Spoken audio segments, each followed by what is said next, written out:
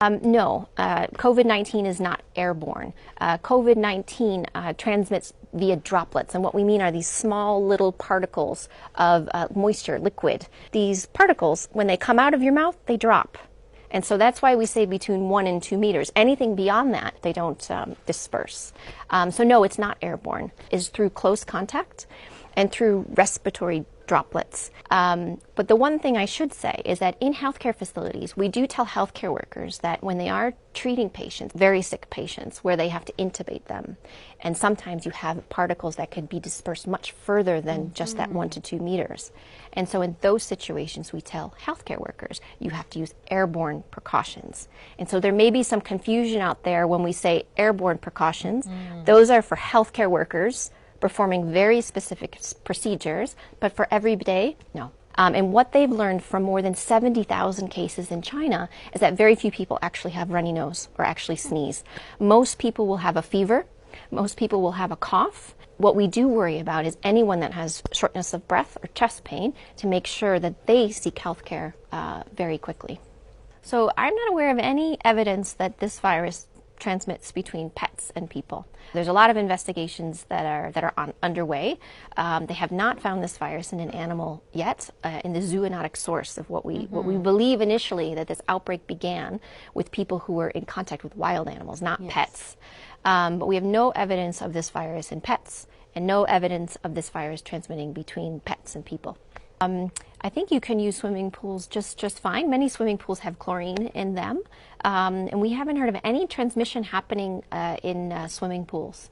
So there are some studies that are ongoing right now that look at virus survival. We don't have the full results yet, but what we know from other coronaviruses like SARS and like MERS is that on packages, on certain like cardboard materials, that it doesn't last very long. What is important, though, on certain other surfaces like plastic, that the virus can be inactivated by disinfectants. So if you want to know more about disinfectants and disinfecting your surfaces, go to the WHO site, go in and look at the guidance. You'll find it under coronavirus, and you'll find all that information there. Just because you have a fever and a cough doesn't mean that you're infected with COVID-19. That's really important. It's also flu season.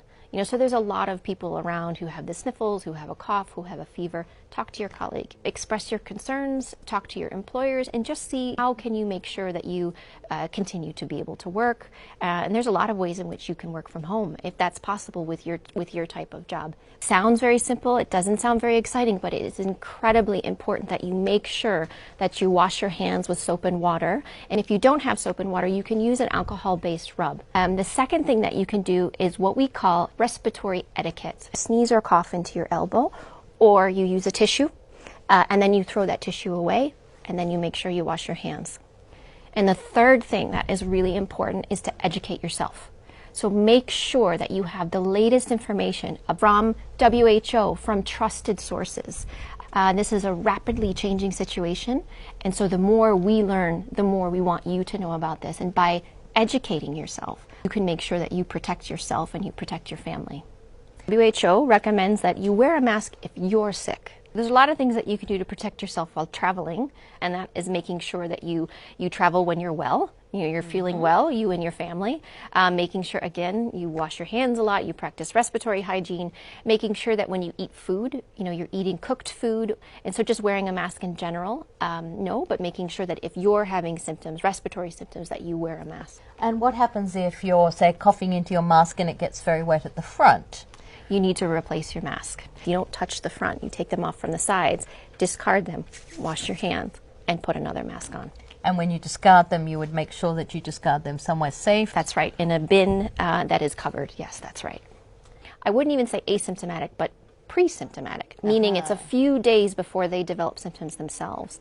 And so when you go back and you interview them, oftentimes they say, well, actually, I wasn't feeling very well. So it's this pre-symptomatic phase or mildly symptomatic phase.